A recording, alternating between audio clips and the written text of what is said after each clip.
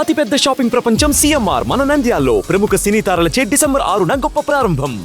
So brother, ఇన్ని సినిమాలు తీశారు, చెప్పుకుంటే నేను చెప్పాను కదా గోల్డెన్ డేస్ గురించి మీరు చెప్తేనే బాగుంటుందనే మా ప్రయత్నం అంతా మీలాంటి వాళ్ళని తీసుకురావటమే. బట్ అన్ని సినిమాలు చేసిన ప్రకాష్ గారు ఆఫర్లు లేక ఒక్కసారిగా ఏదో ఒక చిన్న కాఫీ షాప్ పెట్టుకున్నారు, ఆయనే ఊడుస్తున్నారు, ఆయనే స్కూటర్లలో తిరుగుతున్నాడు, నడుచుకుంటూ తిరుగుతున్నాడు చిన్న కాఫీ షాప్ అని అనుకునే వాళ్ళకి 1200 మంది కస్టమర్ అని అనుకునే వాళ్ళకి ఒక ఆన్సర్ చూసే వాళ్ళకి అనిపిస్తుంది. మీరేంటో తెలిసిన వాళ్ళకి ఏం చెప్తారు ఈ రోజు? చెప్పిన పాయింట్ కరెక్టే. నా దగ్గర కాఫీ కస్టమర్స్ వస్తారు పౌడర్ కి, నేనే కసు కొట్టుకుంటా. చిన్న రూమ్ తెలిసి ఇటు 10 అడుగులు ఇటు 10 అడుగులు ఉంటదేమో, లేదా 15-20 ఉంటదేమో. మీరే ఊడ్చేస్తారు? నేనే ఊడుస్తా, నేనే తడి కూడా పెడతా, నేనే మిషన్ పెట్టి తుడుచుకుంటా, నేనే చైర్ వేసుకుని కూర్చుంటా, నేనే ఏసీ ఆన్ చేసుకుంటా, నేనే కూలర్ ఆన్ చేసుకుంటా. వచ్చేటప్పుడు నేనే షట్టర్ తీస్తా, నేనే షట్టర్ మూసుకొని వస్తా. ఓకే, అడుగుతారు మీరు కాఫీ షాప్ ఏంటి సార్? సినిమాలు నేను జస్ట్ టైం పాస్ కోసం ఓపెన్ చేసిన షాప్ అది. ఎందుకంటే సినిమాలు తగ్గాయి, ఏం చేయాలి నెక్స్ట్?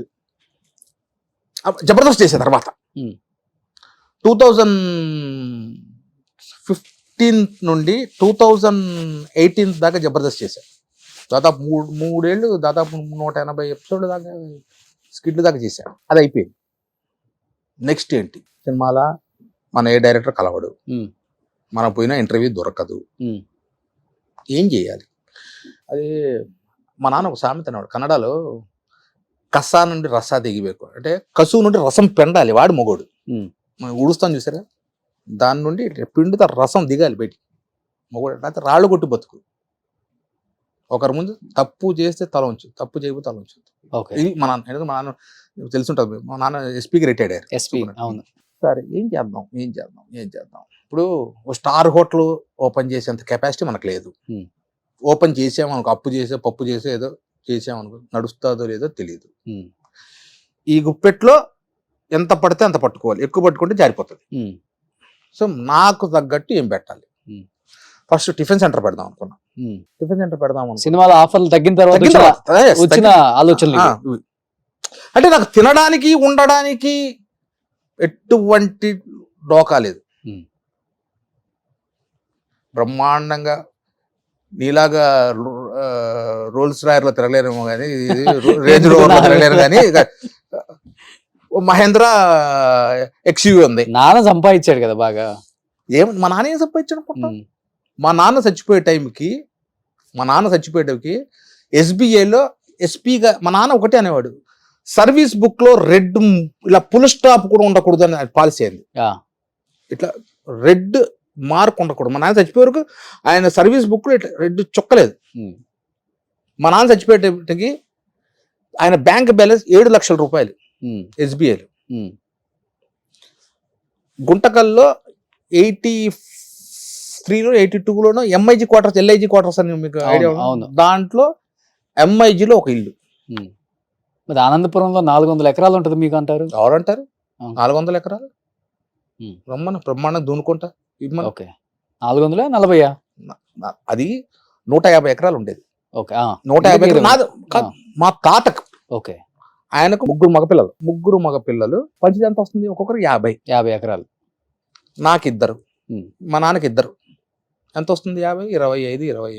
ఈ 25 ఎకరాలు మా నాన్న ఉన్నప్పుడు అమ్మేసాడు. మా నాన్న పోలీస్ డిపార్ట్మెంట్, పోయి చూసుకోవడానికి లేదు. అంటే మా తాత బతికినప్పుడు చూసుకునేవాడు. మా తాత చూసుకునేవాడు. 150 ఎకరాలు నా తాత చూసుకునేవాడు. అంటే డివైడ్ చేశారు. బట్ ఏంటంటే ఆయన చూసుకునేవాడు. ఆయన షేరు మర్చిపోయారు. దీన్ని 4 షేర్లు చేశారు. ఒకటి మా తాత భాగం, ఆయన ముసలోడు, ఆయనకు 75. నాన్నమ్మ నేను పుట్టకముందే పోయారు ఆవిడ.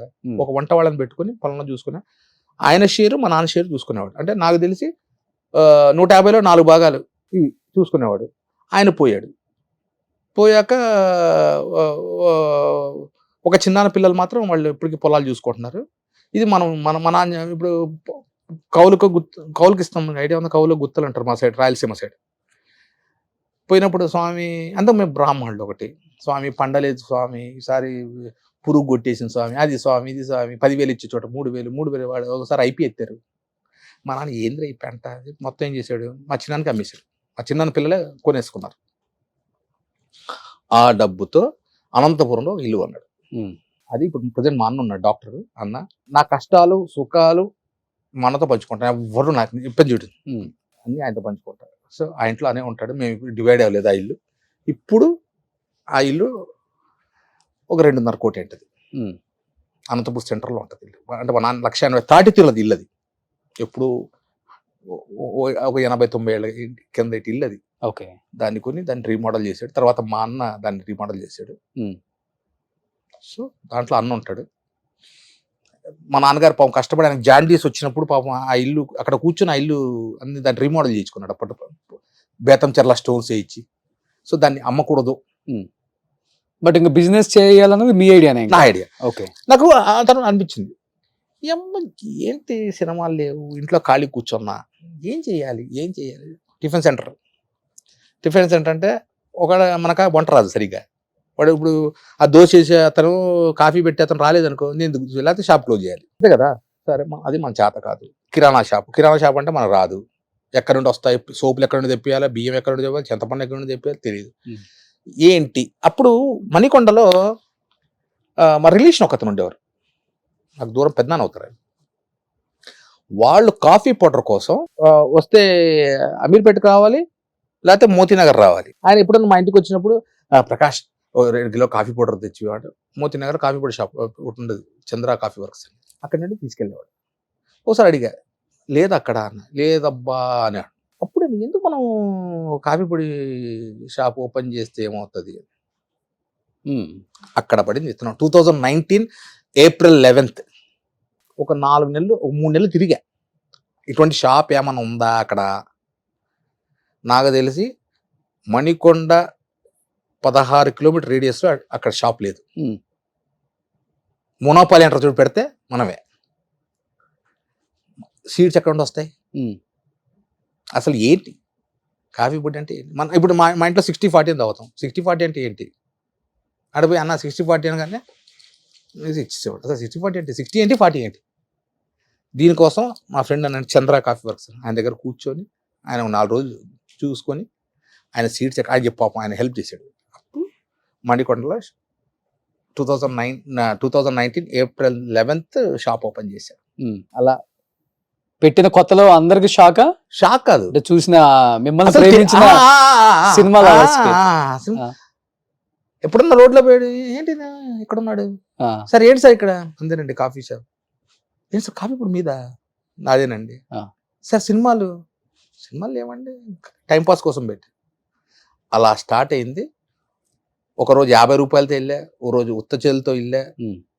కోవిడ్ వరకు నా జోబులో పెట్టుబడి పెట్టేదానికి, అంటే రెంట్ కట్టేవాడిని. 5 కేజీలు సీడ్ తెప్పించేవాడిని. 5 కేజీలే చికోరి, ఒక 3 కిలోలు, 5 కిలోల సీడ్తో స్టార్ట్ చేసి ఇవాళ 1200-1300 మంది కస్టమర్స్ ఉంది.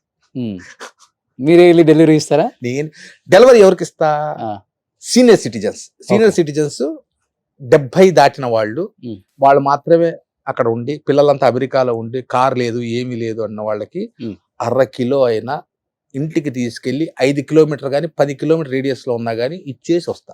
బాయ్ని కూడా పెట్టుకోలేదు. ఎప్పుడు ఇస్తా డెలివరీ, షాప్ మూసిన తర్వాత వెళ్ళి ఇచ్చేసి మా ఇంటికి వెళ్తా.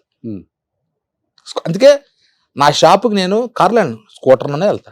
ఇప్పుడు నీ దగ్గర కూడా స్కూటర్లోనే వచ్చా. ఫస్ట్ నేను ట్రాఫిక్ గురించి ఆలోచిస్తా.